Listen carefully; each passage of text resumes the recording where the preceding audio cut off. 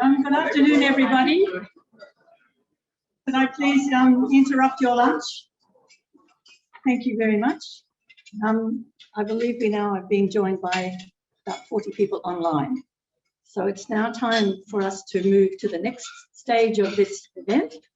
It's a very special ATSE event. It's the Academy of Technology and Engineering. And as Peter said, my name's Anne Green and I'm chair of the New South Wales Division. And for the people online, I would like to echo Peter and acknowledge the traditional custodians of country throughout Australia, in particular the Gadigal people of the Eora Nation where we are. So we pay our respects to elders past, present and emerging and acknowledge their most enduring knowledge embedded forever in the custodianship of country. So this is a very special welcome to the Chaikin Oration for 2020, because we had to sort of do a slide over from last year.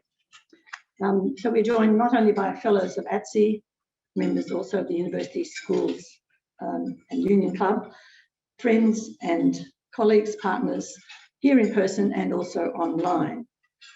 So ATSE holds several events through the year, and part of our goal as fellows is to provide impartial, practical and evidence-based advice on how to obtain sustainable, strategic solutions to technology problems and to advance prosperity for our community. So as I said, today is very special. This is our annual event to honour the lifetime contributions of Professor Malcolm Chaikin, AO, OBE and FTSE, and fellow of our academy, to science, technology, education and philanthropy. And it's a very great pleasure to welcome his daughter, Gwen Chaikin, to this event. So welcome, Gwen.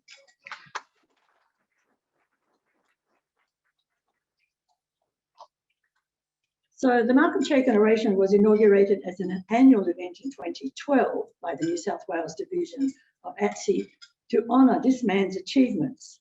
So he was born in China, from Gwen from Shanghai, and arriving in Australia with his refugee parents, Chaikin began working at CSIRO following extensive education in the UK. He then became the youngest professor in Australia when at 31, he was appointed to the Foundation Chair of Textile Technology at what was then the New South Wales University of Technology. It's now University of New South Wales. So he held many senior administrative positions at UNSW, including as the inaugural Pro-Vice Chancellor, Research and International, and creating their intellectual property company, Unisearch. So he was an outstanding researcher in the field of textile engineering, membrane technology, and he holds some 30 patents. His work is also renowned in the areas of recycling, waste management, water research, desalination. And he was influential in many other fields, passionate about sport and dancing, education and philanthropy. He was awarded many prizes and accolades during his lifetime, and in turn generously established many scholarships and prizes to support students. So the Malcolm Chaikin Oration is presented annually by an outstanding technologist and educator who's contributed to society in the tradition of Malcolm Chaikin. And the Chaikin Medal is presented to the orator as a vote of thanks on behalf of the New South Wales Division of ATSE. So it gives me great pleasure in a minute to introduce tonight's recipient and to present the medal to the Honourable John Anderson, AO, FTSE. So let me give you a few words about John Anderson. He's the 6th generation farmer and grazier from northwest New South Wales. He spent 19 years from 1989 in the Australian Parliament. This included 6 years as leader of the National Party and Deputy Prime Minister as a member of the reformist government led by John Howard.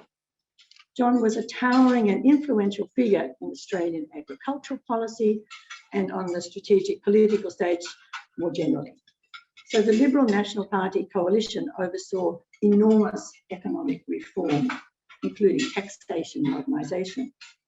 John is currently chair of the Crawford Fund, which is an Australian registered NGO established by ATSE with a focus on global food and nutrition security. So I'm very pleased to first present the medal to John and then ask him to speak. And this medal and the oration is given to him in recognition of his contribution to agriculture, rural and regional development, and economic reform. So please welcome John Anderson. So we're going to try and make this medal visible to everyone. Right, keep going back. Right. So John, congratulations on being the Malcolm Chaikin Orator for 2020. Thank you very much. So John is now going to speak to us on the highly relevant topic of the looming global food crisis, challenge and opportunity. The floor is yours. Thank you very much. We've got to make sure the technology's sorted.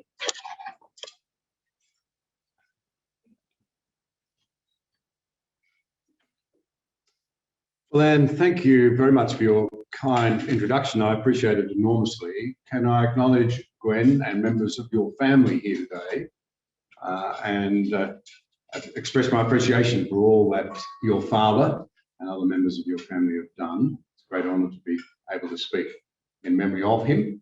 Can I acknowledge too Richard Sheldrake, the chair of Crawford in New South Wales. Richard's over there. And do we have anybody else from Crawford here today? New South Wales chapter? Indulge me for a moment. I don't think so.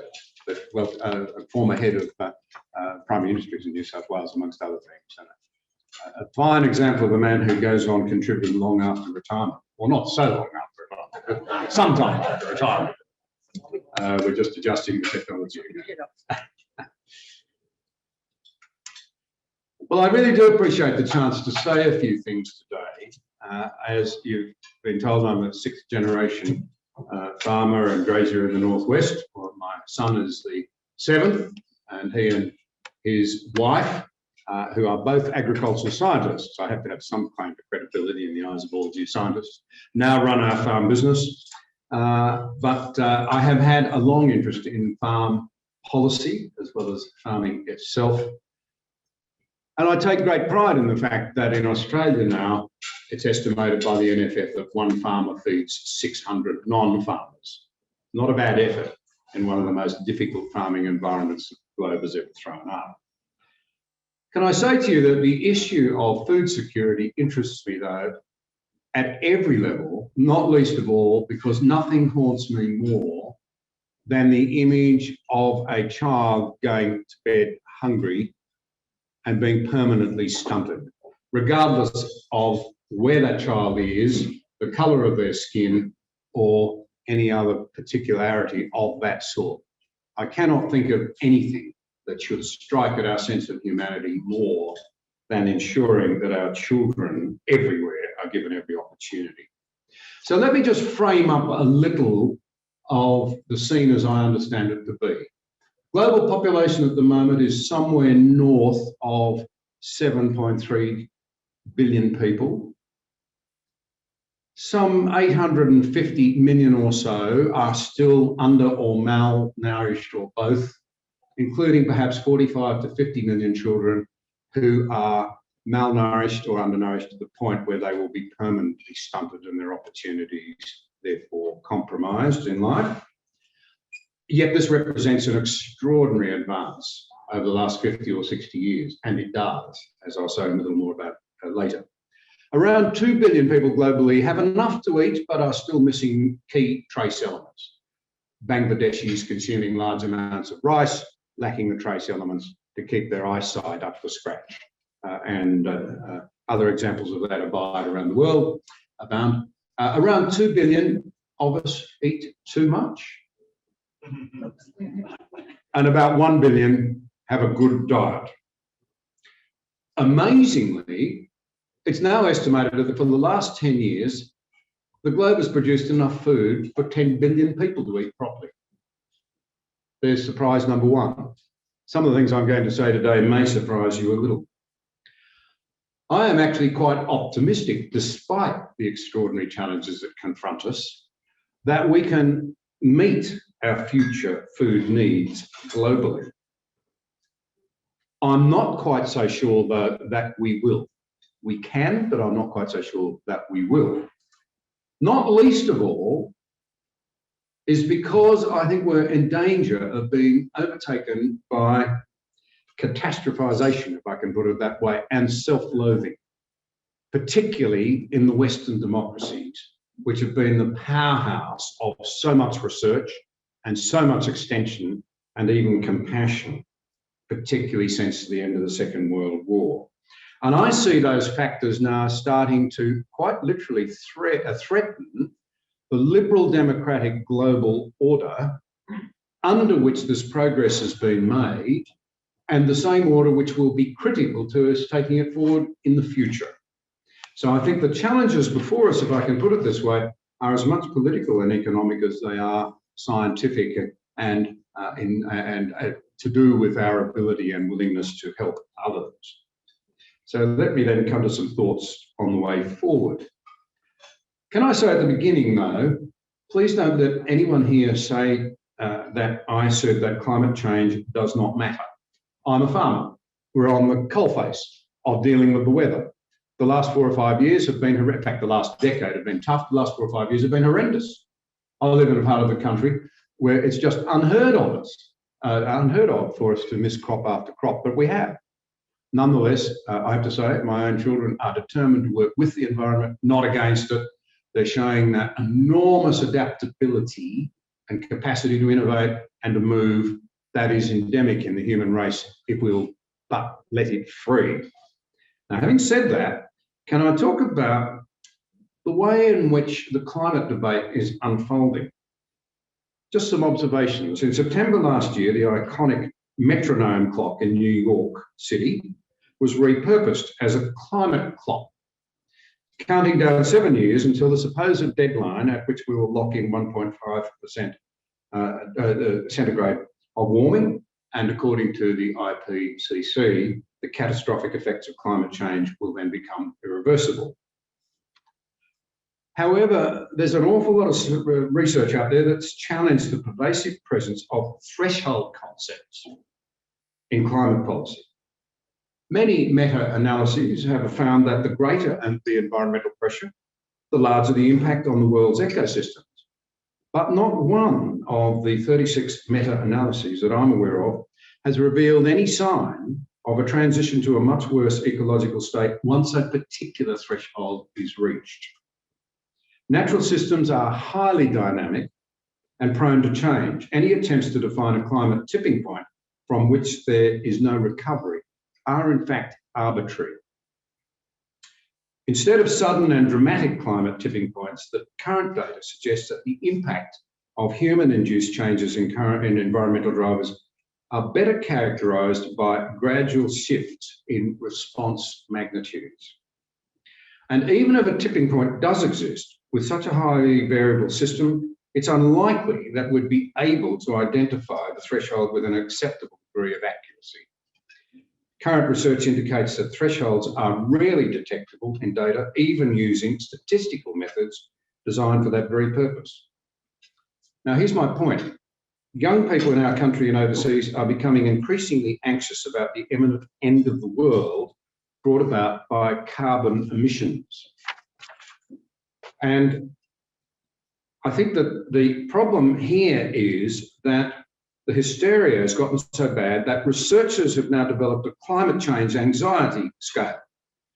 Last year, or it might have been the year before, the Australian Psychological Society found that 80% of our young people have what they now describe as climate anxiety. And I want to suggest to you that for youth to be so detrimentally impacted during crucial periods of development, when we expect them to be idealistic and full of hope and full of energy and wanting to go out and tackle challenges and make the world a better place, is actually quite dangerous. Not least of all because when young people are chronically stressed, they tend to have real issues with mental health later on in life. So I just put it to you, this begs the question, in the face of a very serious global challenge, is it not perhaps a real risk that unscientific harbingers such a doom, such as the climate clock, really may not spur people into constructive and useful action? I think we need to think about this. I'll give you a classic little example, though, of the way in which a lack of logical thinking can affect policy outcomes that we were talking about on the table. Many of you will have read the very exciting development recently that Wilmot Farm in northern New South Wales, run by the owners of Cavan, Rupert Murdoch's family. They sold $500,000 worth of carbon credits to Microsoft. An incredibly worthwhile development. I'll say a bit more about that in a moment. But the credits do not accrue to Australia. So the activists will say Australia's doing nothing, when in fact there's a pointer to something we can do of enormous substance. It produces a global benefit, but the credit's not accrued to our country. It's given to the Americans, or Microsoft and the Americans. If it's a global problem, we have to think globally. Now, the next thing I want to say to you is that despite the way we think, a whole lot of things have got a whole lot better. It's quite surprising. We seem to live in an age that's dominated by doom and gloom. It's not limited to climate change. The research shows that people in high-income countries, including ours, including Nobel laureates and investment bankers, consistently show that we think the world is getting worse, when in fact, in many ways, the opposite is true. On almost any metric you look at, things have become better over the last couple of centuries. Better human health, reduced poverty and hunger, less early deaths from natural disasters, disease, war and accidents. Educational opportunities for boys and girls have improved dramatically. And the good news is that globally, it's only in a few places now where the girls are not offered the same opportunities as men. Still more work to do, but the progress has been amazing. The Earth, in fact, has never been a safer place for human life to flourish. Global data shows that humans are becoming less and less vulnerable to natural disasters, both in terms of fatalities and economic losses. Since the 1980s, indeed, mortality rates have reduced more than sixfold, while economic loss rates have dropped fivefold. Getting people out of poverty turns out to be the best way to help guard both lives and economies against future natural disasters. The mortality rate for climate-related disasters is still 4.4 times larger for lower-income countries compared to higher-income countries, but the good news is that this gap has increased by 2.5 times what it was in the 1980s. As GDP per capita increases, fatalities caused by natural disasters steeply decline before bottoming out, largely because richer countries are able to invest more in protection measures and early warning systems. Wind-related disasters, believe it or not, are the most lethal. They account for nearly 40% of climate-related disaster fatalities. But they're also the kind of disaster with the largest vulnerability gap between poorer and richer countries, by a factor of 9 for mortality rates and 10 for economic loss rates. And this demonstrates very clearly the power of increasing a nation's GDP when it comes to loss mitigation. We face several major environmental issues that require great action. It's worth acknowledging the incredible progress that we have made over the last few decades. The World Database on Protected Areas includes 230 areas from 244 countries and territories as of 2018. That's around 15% of the Earth's land surface, up from a mere 0.03 in 1900. And according to a 2018 UN report, the protected terrestrial and aquatic area is now more than 18 times what it was in 1962. Many species that were once endangered have come off the endangered species list. Think of the southern white rhino, the giant panda, and the northern brown kiwi. Acknowledging this progress is important. It means that we can identify the strategies that have already made a positive impact, rather than being trapped in a pessimistic mindset that makes us think nothing will work, there's no point trying. Celebrating successes, in my view, gives us hope. It spurs us on to take further action than panic and fear possibly can. According to the World Bank, I must say I was very surprised to learn this, 75% of the world's population now live in middle-income countries. And the traditional delineation between the developed and the developing has become an inaccurate oversimplification of our modern world. Now, malnutrition, as I mentioned earlier, has declined considerably over the past couple of centuries. According to the World Bank, the number of people living in extreme poverty has now decreased from around 2 billion at its peak to, as I said earlier, around 850 today. It is the case that we've been slipping in recent years. It's been drifting up again, which is a real concern. And it's also true that COVID-19 is likely now to disrupt food supply chains in several countries, perhaps adding another 100 or so million people, just 100 or 4 times the population of Australia, to those who are hungry. So that is a serious problem. But here is the staggering thing. The problem is not caused by lack of food. According to the UN, we've been producing enough food globally to feed 10 billion people for the last 10 years. Instead, those who go hungry today do so for very unfortunate reasons. They can't access the abundance of available food, which I think all of us would find morally challenging at the least. Food waste is a major problem. We're probably all guilty of it. 1/3 to 1/2, about $1 trillion worth, or $1.3 billion worth of food, tons of food, of all food is wasted annually. The food wasted in rich countries every year at around 220 million tonnes is almost as great as the total production of food in sub-Saharan Africa. And the food is not wasted because it's inedible, but due to a range of factors, including consumer behaviour, the food industry's aesthetic standards and regulations around best before dates. These factors are not necessarily bad things, but we do need to be conscious of the great need to reduce waste. And given that the business of feeding people from paddock to plate is estimated to be responsible for around 27 to 28% of global emissions, it's readily apparent that reducing food waste is a significant path to lower global emissions.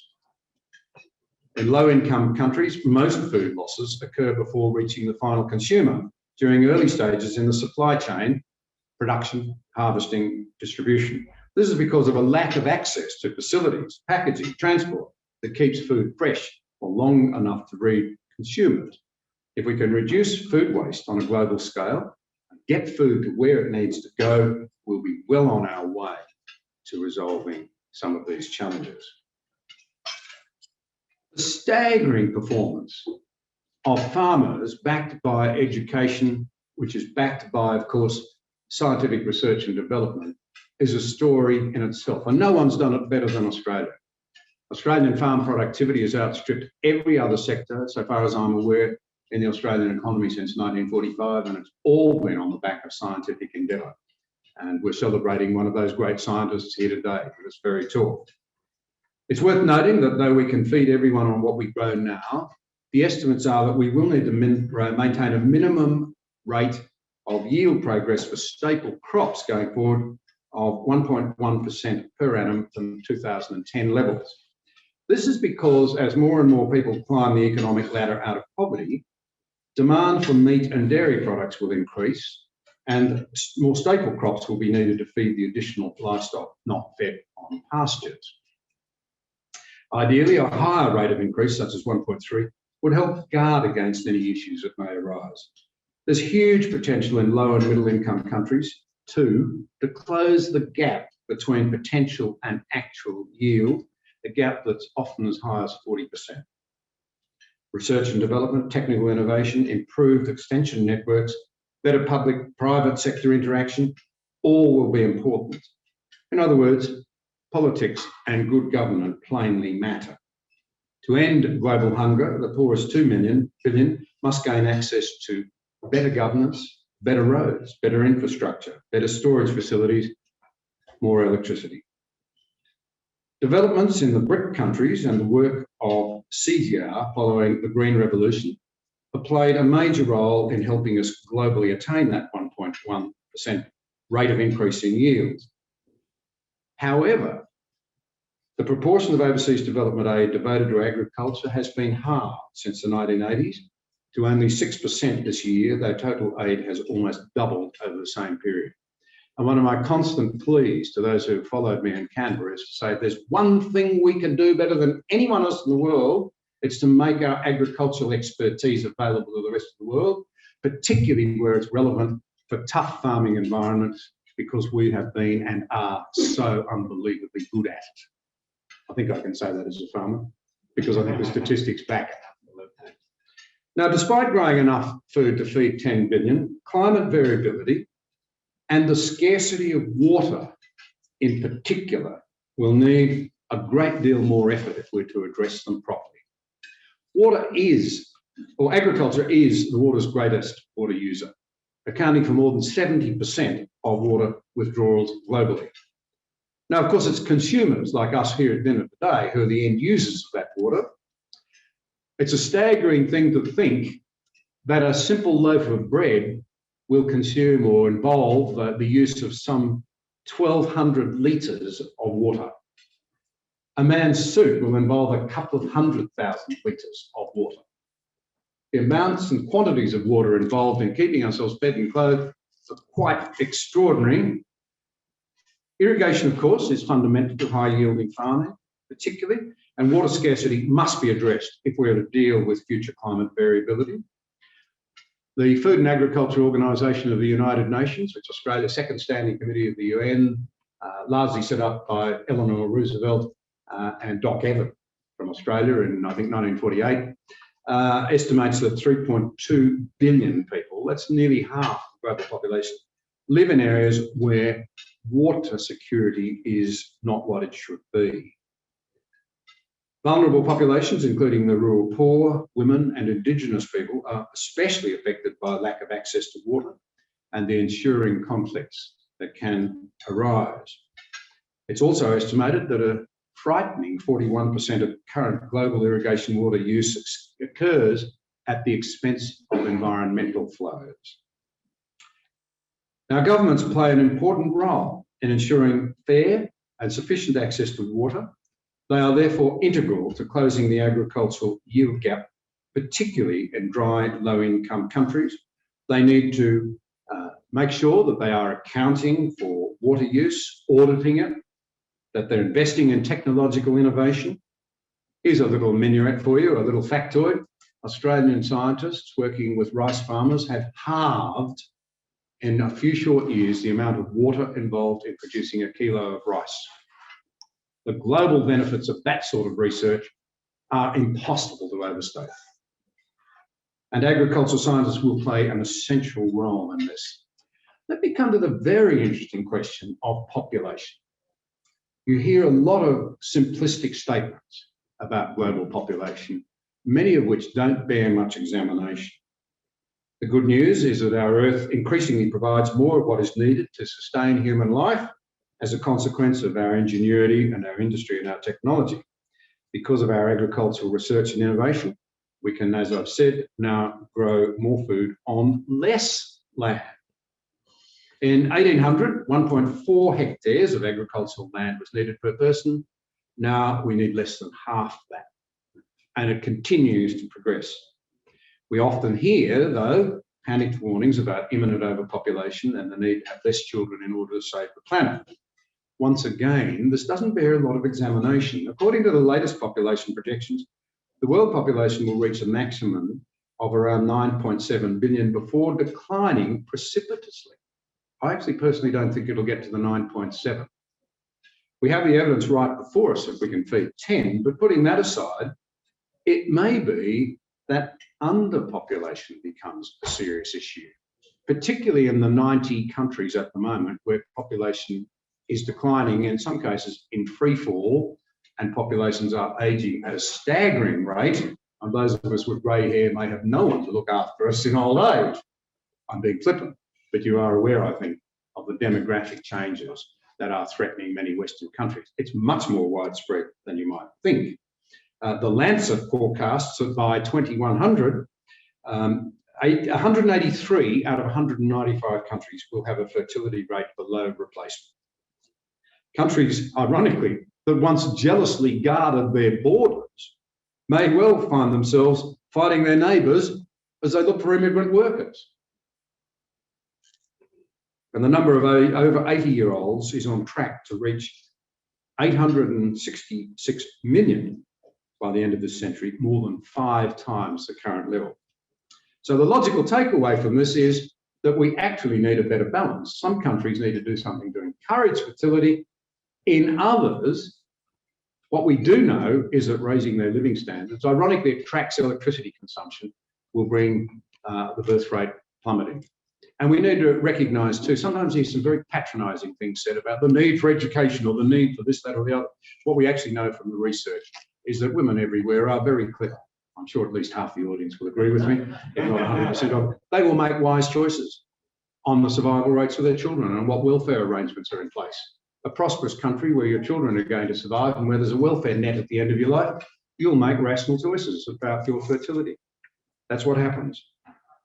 So addressing poverty, in my view, becomes very important indeed. Lifting poorer countries out of poverty is probably our best bet for ensuring sustainable population growth and therefore lower emissions with greater quality of life for all. Briefly on Australian agricultural innovation, I just think it's a remarkable story. I've touched on it ever since the invention of the famous stump jump plough in 1876 in South Australia. We've been incredible in our commitment to research and development and innovation. And I do think we've been wonderful global citizens. Can I say that? Like, we always want to talk ourselves down now. I think what we've done and what we do is remarkable, as we've sought to help others around the world who are less fortunate than us to use our technology and our know-how for their own betterment. The Crawford Fund for Agricultural Research itself is named in honour of Sir John Crawford. Google him later. What he did for people in other parts of the world, let alone what he did in Australia, is a remarkable story. Think the Green Revolution right throughout Asia and the number of people it lifted out of poverty. We lead the world too in an area that I think is one of the great opportunities for us now, soil science. Our researchers have given the world new insights into the all-important soil microbiome and how its proper functioning can sustainably boost yield. In recent years, Australian researchers at the CSIRO and Carbon Link have worked to develop soil scanning capabilities which may unlock extraordinary opportunities in the future. The University of Melbourne has been working on remote measurement technology. If it can be developed and if we can get the cost of measuring soil carbon down to $3 a hectare and make it quick and easy for land managers and farmers to use, the opportunity to sell carbon credits will be quite staggering in my view. I mentioned one a moment ago. The credits accrue to America. Nonetheless, it's a global outcome, isn't it, when we reduce carbon? And some of what we're told now is really quite extraordinary. Former Chief Scientist Robin Batterham believes that we could meet and even exceed our Paris obligations through soil carbon sequestration alone. And while the focus is on reducing emissions from industry and what have you, we actually also need to reabsorb carbon out of the air. How do you do it? You do it with growing plants. And here's some fantastic news for those of you who ate flesh for lunch. Grazing lands properly so that you're stimulating higher levels of growth ensures that grasses become absorbers of carbon.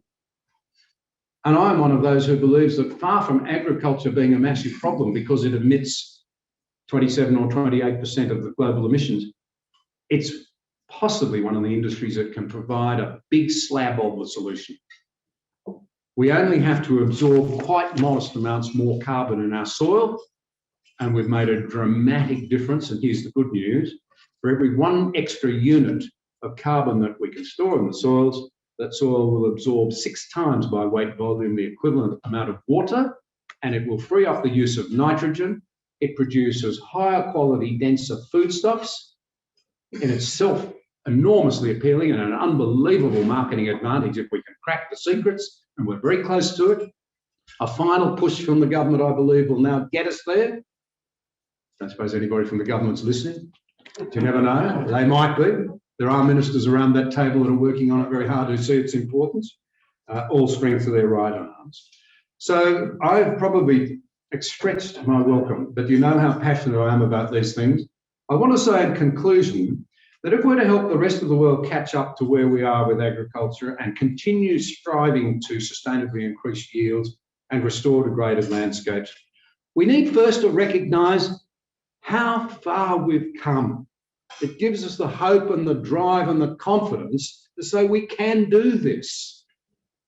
I'm tempted to refer to something that I know everybody always has a reference to Churchill. Well, I have one. If you want to see into the future, the further you'll see into the future will be determined by how far into the past you look. And in this age when we want to talk ourselves down, and when you turn the television news on, particularly, I'll say it, that publicly funded broadcaster every night, you would think we were the absolute devil incarnate as a culture and as a people sometimes. And yet it's not as bad as that. There are high points. We've achieved a great deal. A good friend of mine the other day, I have to say, I have to look this in. A Churchill yarn I hadn't heard. An Englishman gave me a little book of things he really said. Disappointingly, it's also got the ones he didn't say, and a couple of my favourite yarns aren't in there.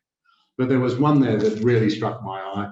You realise that there was no recording equipment in the Parliament House, so when Churchill gave those famous speeches. So he had to go and repeat them in the BBC studios. And one of the very early ones of them, his car wouldn't start. So they rushed him up onto the street.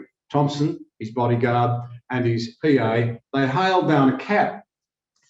And they said to the cabbie, hey, listen, quickly, we've got to get to BBC House. Can you drive it?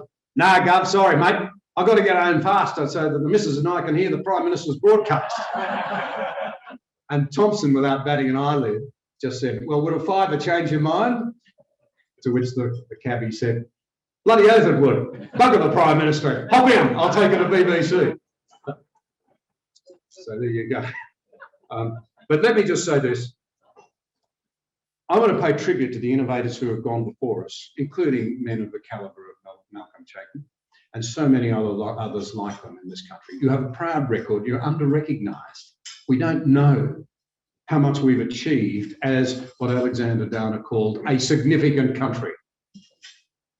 And we ought to stop belting up on ourselves when it's not warranted. By all means, belt up on ourselves when we've got something wrong. But let's recognise what we've done. Let's recognise that we need to have hope so that we can turn things around, continue to improve things. Politically, that means we need to start to defend the liberal democratic order under which this progress has been made. It's of critical importance that we have some self-belief again. I don't for a moment say we've got everything right. We haven't. We've made many mistakes. But by gee, we've written a better book on freedom and prosperity than just about any other political system that I can think of. And I leave you with this thought. We seem to lack all conviction when we're confronted by forces all around the world today who know absolutely what they believe and what they're intent upon. It's time for us to refine some confidence in the things that have driven our magnificent scientists and the people who have taken that work and that energy right around the world to the benefit of humanity and walk in their footsteps. By all means, be realistic, but let's not swamp ourselves in catastrophism and in self-loathing and in hopelessness. Thank you so much for hearing me out. All right. What an interesting and thought-provoking discussion. Now we have questions, and I just wanted to remind the people who are online, if you would post questions in the Q&A button, I can then bring them to you, and Peter will manage the questions in the room. My name's Nick Berry. I'm just interested to know as to why no thought was ever given to the development of the Clarence River scheme and Bradfield schemes, because given that some of the problems Australia faces are shortages in water, why not increase supply? And one would think, if we believe the proponents of those schemes, that the effect on central Queensland and southeast Australia would be quite huge. And the multiplier effect for agriculture, drop in rural suicides, and the prosperity of inland towns would be assumedly greatly increased by that process. And one just wonders why it's never been done. Well, of course, a lot has been done in the past, but for the last 30 years, these ideas have been very much out of favour. Let me make two observations. I would say, and I can hear my son and daughter-in-law in my ear as I say this, they're ag scientists, rehydrating the land by how we manage the pastures and the ground cover on it is a critical first step. We've been encouraging too much runoff, frankly, by the use of European grazing methods and what have you in Australia. We need to absorb more. Now, having said that, I actually am a believer in what the government's proposing to call a national water grid, where we can link up our water supplies better. I think it'll become important as the climate becomes variable. Please don't let anybody go away here saying he tried to downplay climate change. I'm not.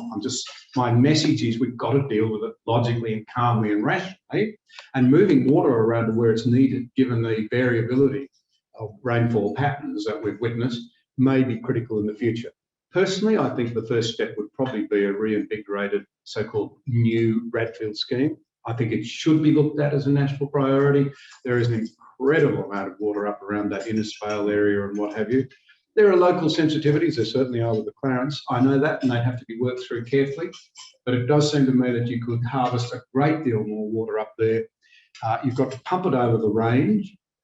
But such is the new technologies with renewables, so you could probably do that in a very environmentally friendly way. And in fact, I'm aware of some engineers who have looked at this, and I'll let you into an amazing little secret. You know who the world's best experts at heavy lift of water using renewables turn out to be? It's an Indian company called Adani. Life is full of surprises. Okay. So I have one online question. What do you think is the role and importance of growing food in artificial environments? So you've mentioned soil science, but these hydroponic and these big buildings, is that going to be a major role?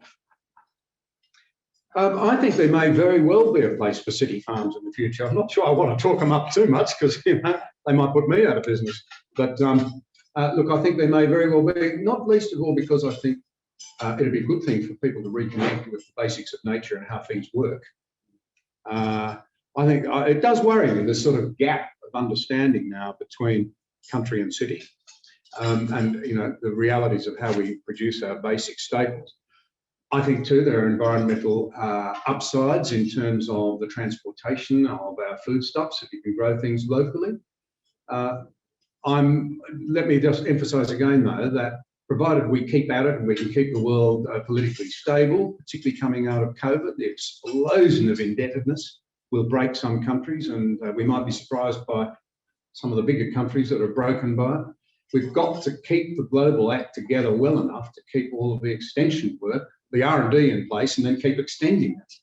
Because as I said, in many countries, there's a gap at least 40% between yield potential and what we're actually getting. And we're also learning how to produce more on less land. It's a staggering story in my view. I hope you've been a little inspired by it. Oh, Malcolm Kerr. I was reading an article with the New Zealand government, which doesn't have any rules seats, prohibiting and reducing livestock farming because of the emissions problem.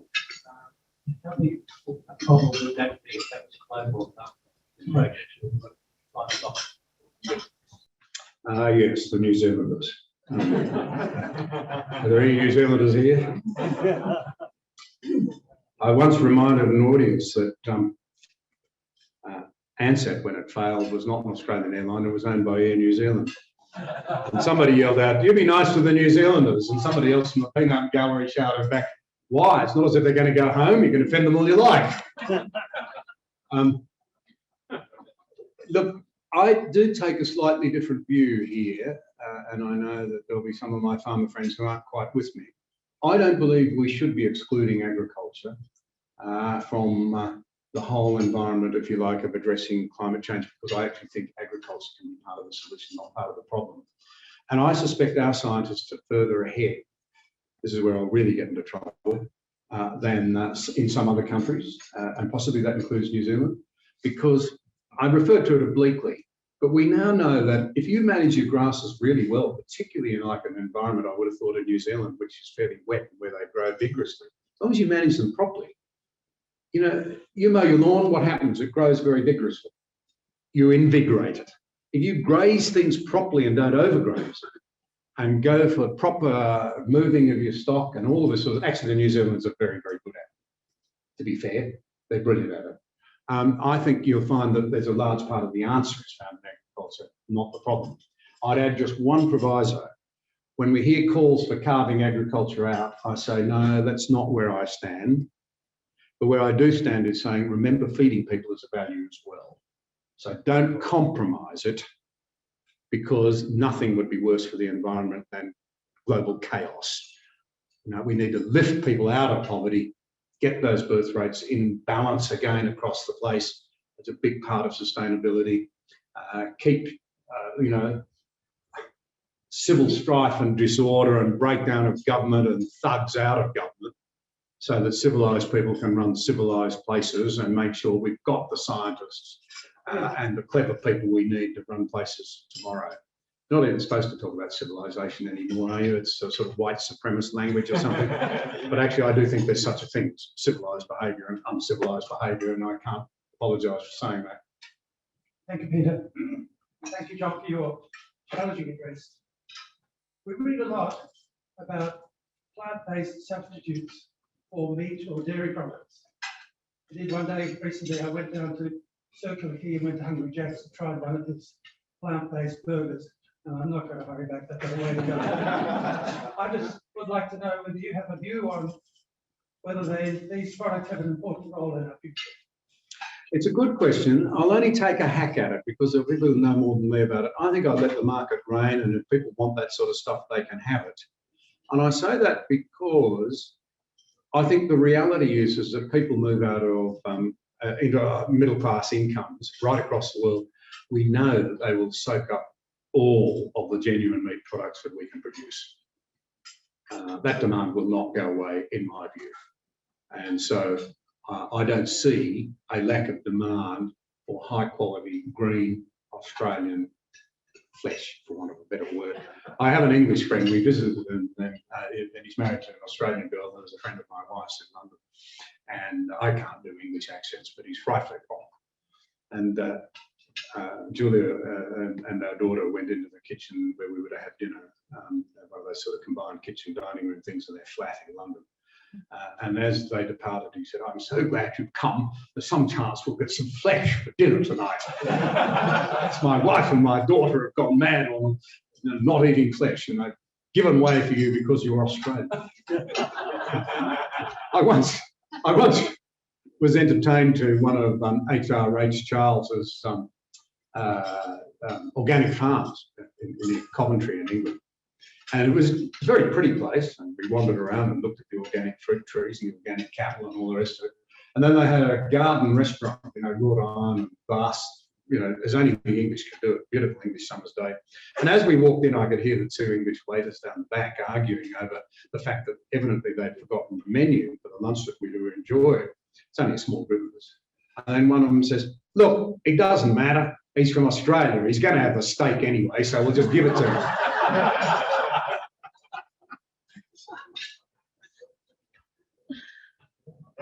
Okay, so we have a question from. I forgot to repeat that question. That's right. We have a question from Robert Edgar. Is it possible to build soil carbon under intensive dryland cereal growing? Technical. No, that's actually a really good question. It's a really important one. There is a sharp distinction to be made, in my view, between cropping and grazing in Australia. And it's this. On the cropping side, and I do both, so I have no intention of defending graziers. It's just that it's harder and requires more knowledge, and we're only just beginning to get on top of it for grazing. But on farming, conservation techniques that were developed from the 80s on, I suppose, in particular, where we don't burn stubble. Initially, we ploughed it, but we didn't burn it. Now we move to using glyphosate, Roundup in other words, and so forth, to control weeds rather than mechanic tillage, has seen extraordinary advances. Unfortunately, because we don't know so much about the baseline, we don't know how good we've been at it in conserving carbon in our cropping lands. And I think I'm right in saying that no farmers have anywhere in the world have outstripped the Australian farmers' take up of these modern conservation techniques. So there is a distinct difference. We've probably made huge strides on the cropping side. That's my understanding of what has happened, and the advances may be relatively modest from here on. I don't pretend to know that, that's just my gut feeling. But of course, most of Australia's agricultural land is grazing, or it's rangelands, or it's public conservation land. And the race is on to really nail the measurement techniques so that they're affordable, as I said earlier, they can be used quickly, they're reliable, and all of that pent-up money from the rest of the world, Europeans and so forth, knocking on our doors saying, get us some carbon credits so that we can offset our industry. Well, that's brilliant if Australian taxpayers and consumers don't have to pay for it, isn't it? What a terrific thing that would be for Australia. And if it does produce a global benefit, well, it'd be nice if our activists said, well, isn't that great? You're getting a great global result out of Australia. But it does trouble me that we can't claim it. We need a better mechanism. If we're helping solve this global problem, how about some credit for it? There's the answer as I see it. So remember that despite our vast landmass, not a great deal of Australian agricultural land is highly productive in the way that those deep, robust American and European soils are. Many of them are quite challenging to work with. It's an extraordinary story, really, when you consider the harshness of the Australian environment, that one farmer feeds 600 others. If you didn't hear it, I'll repeat it again in a minute. Thank a farmer, or whatever they say. It is a remarkable story. We have a question just over here. Thank you very much, John. I'm on the land myself, and this week I had the good fortune to visit one of Australia's leading abattoirs, Chaikin Orator, and I witnessed operational excellence downstream. Given your presence today and your comments around your scientific partner, I was hoping you could share a couple of examples of how they're changing their agribusiness, your property, and also for the broader community. Okay, I think I meant to repeat that. Examples from our own operation, that's my son and daughter-in-law. It's a wonderful thing being a gopher. Hey, Dad, will you go for this? Will you go for that? So rather than having to make decisions. And I'm very proud of them, I have to say. But a couple of examples of how they are moving themselves and changing their practices. Look, philosophically, they would say we work with the environment rather than against it. They would say we no longer look at the crops and the cattle as our main source of income. We look at the grass. We look at the land and the grass on it. That's our baseline production factor. So we have to nurture them.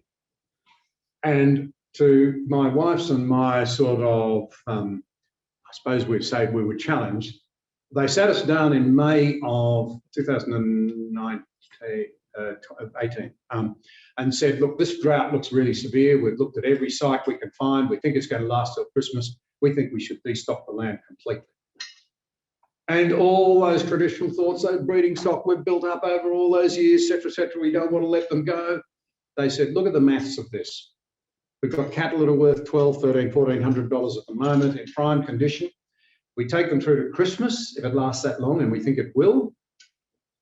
We will have spent $800 a head on them. They may only be worth $800. And we'll be able to restock out there one way or another when it breaks.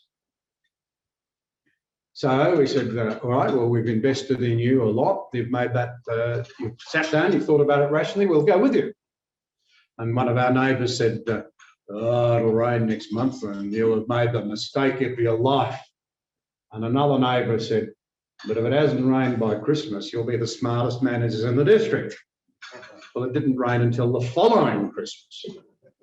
And our country remained dead, most of it, but grassed up and covered. And it recovered very quickly when it rained. Now, we're left with a problem. We don't have any breeding cattle. So we've switched enterprises and we've been buying successfully thus far. It requires a complete paradigm shift. But it's a stark illustration. I don't take any credit for this. I hand that to my University of New England educated children, my daughter-in-law and my son. And that's what they decided to do. And I think they pulled the right string. They would be the first to admit, though, that they're experimenting around the edges with the cropping side, which, as I said, I think that's where we've made the great advances anyway, have been more problematic. Getting advances on the leading edge technology there is really proving to be difficult because, frankly, our researchers and our farmers in that area have just been so darn good. And when you look at what they've been able to do in some of the more challenging environments, think of the rich soils out around Walgett in the northwest. They miss a lot of crops because it doesn't rain, but they've developed the techniques to grow unbelievable crops when it does, and they've adapted around it. This is the great thing we miss out on, the extraordinary adaptability of the human psyche, if I can put it that way. We've got to work with that. That's my point about our young people. Yes, we've got a challenge called climate change. Don't give up and say it's all despair and we're all doomed. That's not what the scenarios say. We're going to have to deal with great challenges. Yes, but let's see them as challenges to tackle, not to be overcome by.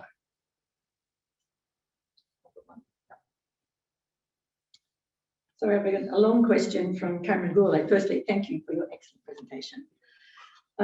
Industrial production of inorganic fertiliser feeds about 40% of the world population. So can you comment on the balance between too much and too little fertilisers, both locally and globally? This, I think, is a real problem, and you will have heard stories about runoff and what have you, the enormous amount of energy involved in making artificial fertilisers. I'm going to have to say that I don't think I can play scientist here. There'll be people in this room who know more about it than I do. I just say to you, though, that I do think that the rotational grazing we're talking about, we've stopped fertilising. We've now found, here's an extraordinary thing that we've learned, for example. We've found that if you do not overgraze a paddock, if you put cattle into a paddock in a big mob, smaller paddocks, yes, there's capital involved, you've got more fencing, more water, and you let them nip off down to beer can height but no more, what happens is that they stimulate the good plants that they like, the steak and the veggies, and largely ignore the ones they don't like. What happens? The stimulation of the good ones encourages them. And not only does that mean more carbon absorption, it actually all means that you get a higher growth rate of the desirable plants. And that in itself can, I think, and again, I defer to people who, there will be people who know more about this than me, they really will. So I don't want to sound like I know all here. But my distinct impression is that there is a part of the solution to endlessly pouring on artificial fertilisers. Now, in the cropping regime, it is harder. I don't see that we're going to be able to do without significant amounts of artificial fertiliser for quite some time. And I think that is quite a challenge because fertiliser involves heavy use of energy. And that's one of the things that, you know, really, the debate in Australia has just lacked sophistication around energy. It really has. We've gone from being one of the cheapest energy countries in the world to one of the most expensive. Now, one of the downsides is we don't make any of our own fertiliser. We buy it from our major competitors who have cheap energy still. So we bring it in here and then we try and compete. Now, I wonder about the net global impacts of that sort of less than rational thinking. And so this is my great plea, I think, in the climate debate. We have to be more rational. I read a fascinating article, overview of an article, it wasn't the actual article, from the University of New South Wales, where an academic, the university's disowned it, I might add, saying it's a good thing that China's not taking our coal at the moment. And, you know, somebody just immediately pointed out, well, actually, the problem with that is that for every tonne of our coal they're not taking, they're burning 1.5 tonnes of their own or somebody else's dirtier coal. Where's logic in this? Can I be so bold as to say it might very well be that one of the best things we can do in the next few years is to export our heads off where we've got cleaner energy that supplants dirty energy while we get our technologies in other areas up there. Am I talking nonsense or am I missing something here? We've got to think with greater calmness and clarity, or in the way that, you know, I'm not a scientist, so I can say it. I'm an honorary member now of ATSE, which I appreciate beyond all belief. I didn't see it coming, and I'm honoured beyond belief. I don't pretend to be a scientist. But when you look at what our leading scientists have done, they've punched so far above their weight. And we need them to bring this brilliance to bear again properly and to stop this stuff about saying we're not listening to the scientists. A little warning note for the scientists to engage in catastrophism, though. Don't cry wolf too often. You know, calm, reasoned, logic, evidence, all the things that are central to your discipline, and you know that they're so important. Bring them to bear so that people don't lose confidence in the science. I'm going to go back to a previous question, and that was on the Burdekin Dam, John, that someone over here at that table made a comment on how important it could be.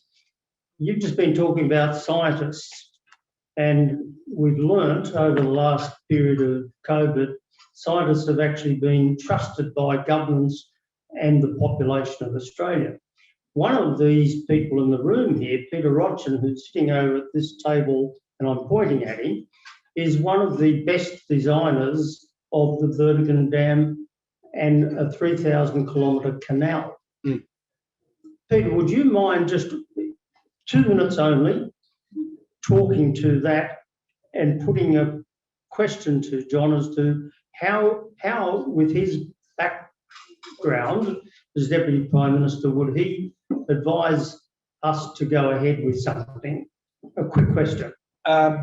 Look, this goes back some time ago when farmers approached me back in when the Millennium Drought was on in the early 2000s and said, can you look at something? You had a stint with Transfield years ago, and that great old firm, they came up with a scheme once to supply Perth when it was running out of water by bringing a 3,500-kilometre canal down from the Fitzroy River. So I had a look at that, and I thought, well, I approached Queensland and they were a bit protective of their water. So I looked at the Argyle Dam over there, and long story short, I came up with a canal 3,500 kilometres long that ran across Australia through the Northern Territory and dumped water in the top of the Darling River. For the engineers here, it had 9 lifts, pumping lifts, which were supplied by solar power. And Kevin Rudd, bless him, he approved it when he was at Beijing for the Olympics in 2008. And he was just getting around to doing the independent feasibility study.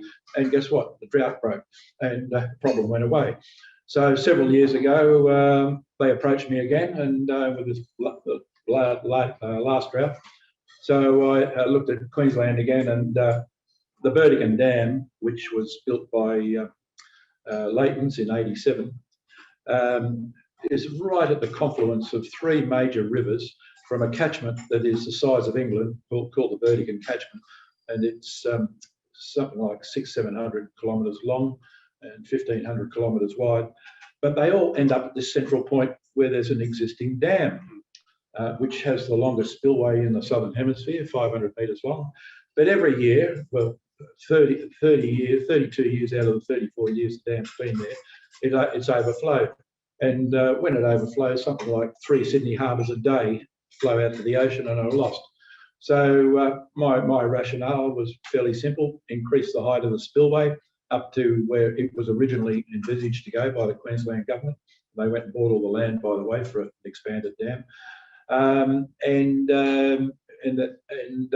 That increases the capacity 5 times. Pump it up to the ridge of the Great Dividing Range, which is west of the dam. And from there, I surprised myself that I could run it in a canal, 2,500 kilometres to the Murray, and crossing wherever it crossed major rivers. We've got the remote-controlled sluice gates in aqueducts, which have been in use for 50 years, particularly in Victoria and America, of course. And we can dump any amount of water that we require in a particular river as required. And so the major west-flowing rivers from the Great Dividing Range in Queensland and New South Wales become part of the distribution system. So Pete and a few of the other people here are aware of that scheme, and it's gaining traction. Now I've got to ask a question. Oh, okay. So, John, we've seen scientists do a lot for Australia. You've done such a wonderful presentation here today. Here is something that is design ready.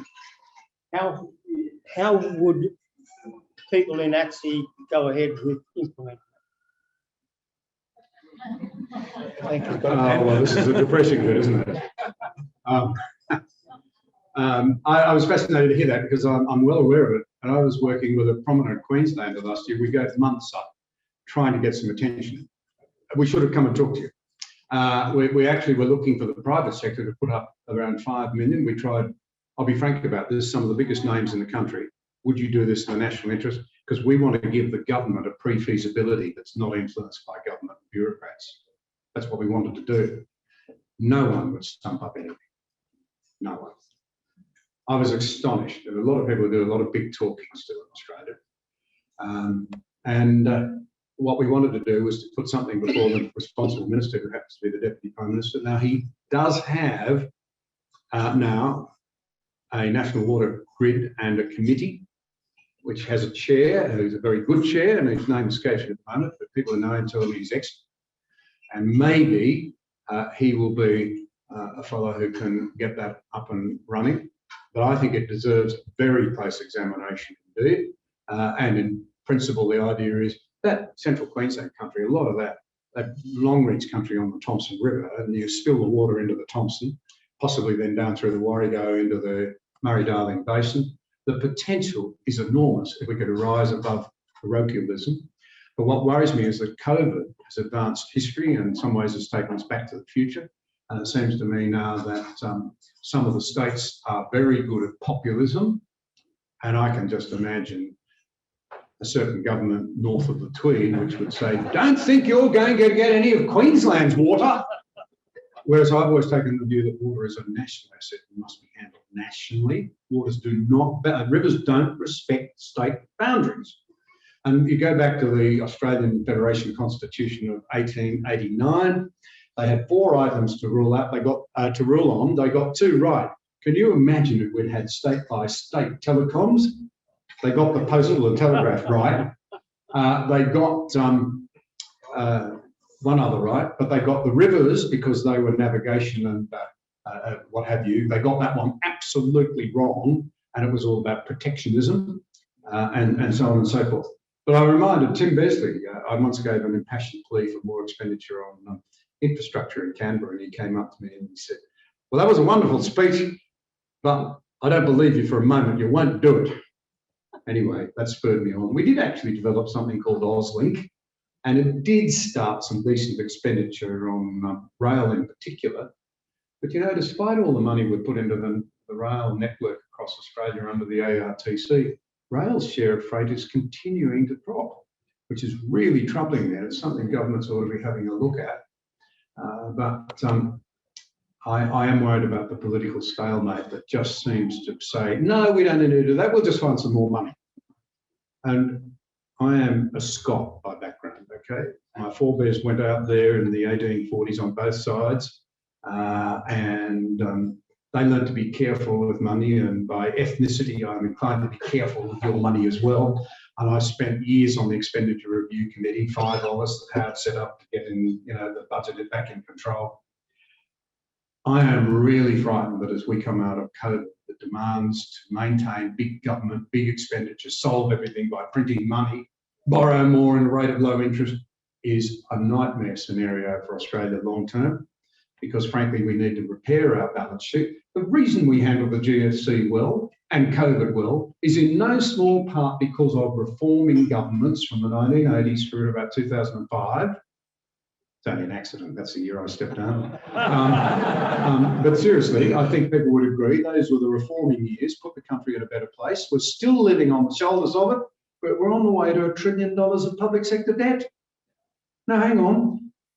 This is a real issue for us, and one of the things we've got to do is grow the economy again. One of the ways we can do that is to get serious about quality infrastructure, which is Tim Besley's point. You know, then that's where the genesis of this starts. We can't just tax our way back out of the debt, and people want more and more money expenditure spent. And let me just leave you with this thought. We not only have to repair the balance sheet for the next economic shock, and we have to. Secondly, let's be realistic about this. It's a very unstable world out there, and we're going to have to, even Peter Costello, who is always very, very careful with your checkbook, says we're going to have to spend more money on defence. We are. And if anyone doubts it, just stop and think about this. As a farmer, I can't produce your food at this point in time without a lot of diesel. And you can't get your groceries. And if you live in Walgett, you're not going to get your medicine either, because it's all dependent on diesel. We've got, what, 18 days of reserves? And the government will say, no, we've got 30. Well, the difference is there's 12 days on ships, inbound. Well, that's a lot of use if something goes wrong. For us not to have oil reserves and to have basically closed down exploration and development of our energy, we're nuts. We haven't been teaching our kids history and we haven't absorbed the lessons of it either. Sorry, I'm a bit passionate about that. That's all right, don't move. We have one last question from online, from Penelope Wensley, who's the National Soil Advocate, you know her, and patron of Soil Science South Australia. So she said, good shout out for the Australian soil scientists and opportunities around soil carbon credits. How soon are you to cracking, or do you think you're to cracking the secrets to develop effective, affordable soil carbon measurement tool? That's a good one. If you can do that quickly. Penny, it's so good to hear from you. I've been wanting to talk to you about this very thing. Penny and I were together a lot long ago talking to the Department of whatever they call it now, agriculture, this, that and the other in Canberra. And we were talking to the Secretary about a particular model for getting us forward. I remain convinced, it's Melbourne University, that they still have the best one on offer. And I'll beg Penny in front of you all, Penny's a wonderful soils advocate in Australia, to think about joining me, because we need to approach the very highest levels of government and say, look, let's take a punt on this. It's not a lot of money and it might fast track us. And let me have a little shot at the Americans. They're pretty good at this stuff too. At the moment, we're in front of them on soil carbon measurement, as far as I can tell. And I darn well like to stay there. It'd be lovely to have the Yanks own this one.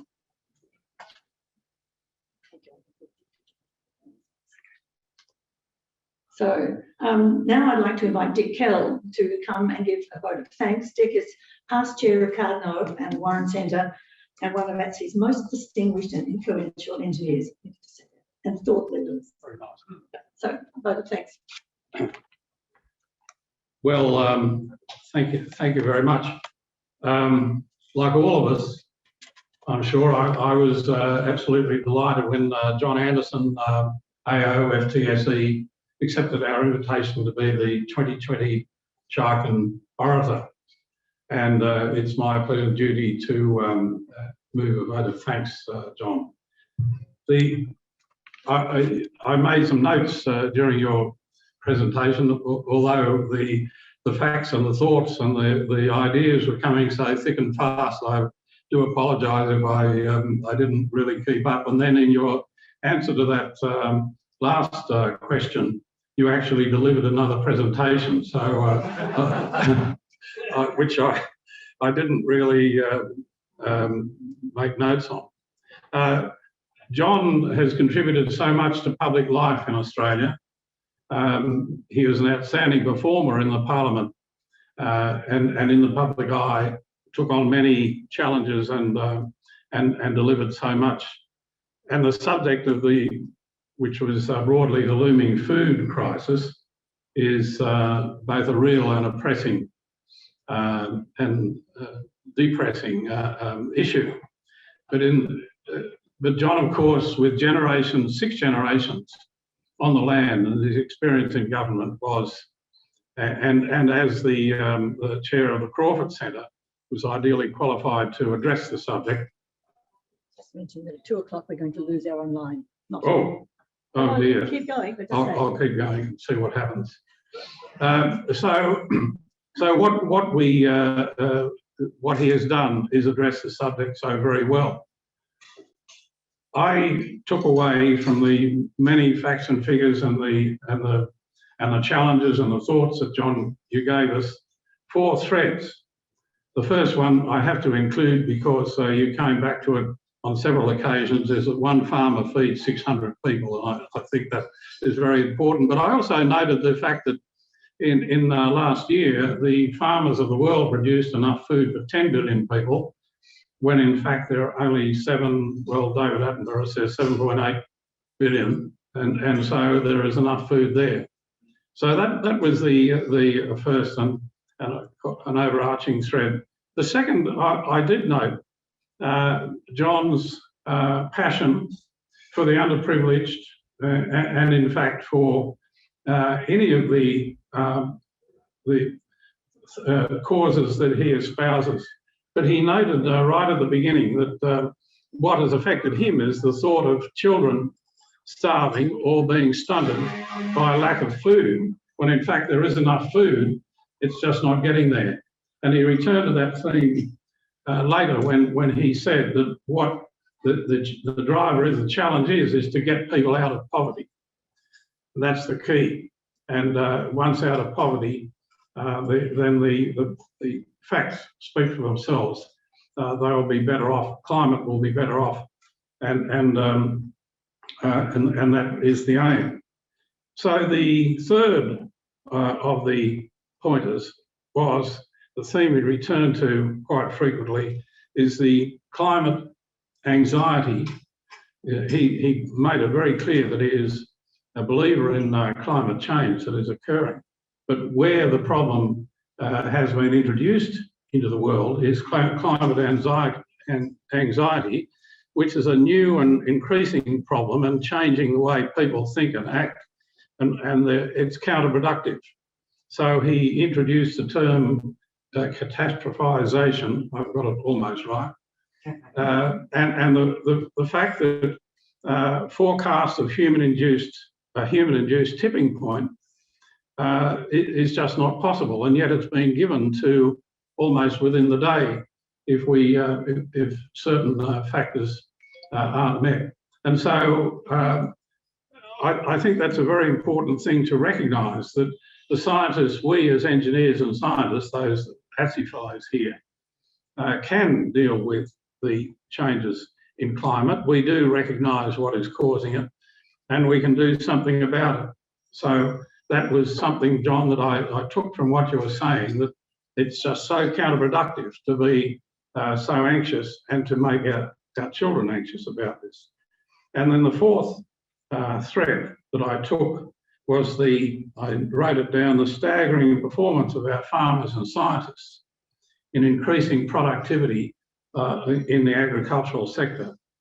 John said that we are just so good at the tough conditions that apply in our country, and therefore can make an enormous introduction to the. I'll better turn this off.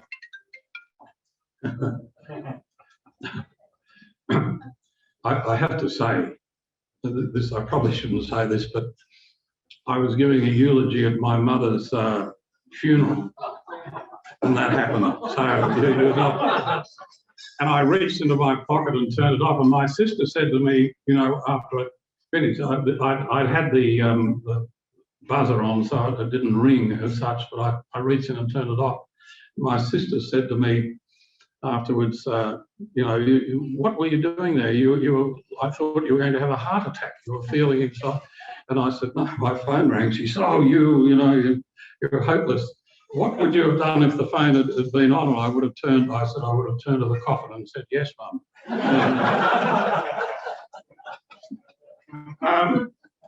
Sorry for that interlude, but so you have pointed out that our agricultural innovation is remarkable. Such things as soil carbon sequestration, the uses, the advances that we're making in agriculture, and the enormous increases in productivity are remarkable. And I think that this needs to be recognised in Australia as the contribution that our farmers are making well above the weight in total in the world. And we can continue to do that. I would hope that the population, and in particular the politicians, join with you in supporting our farmers that way.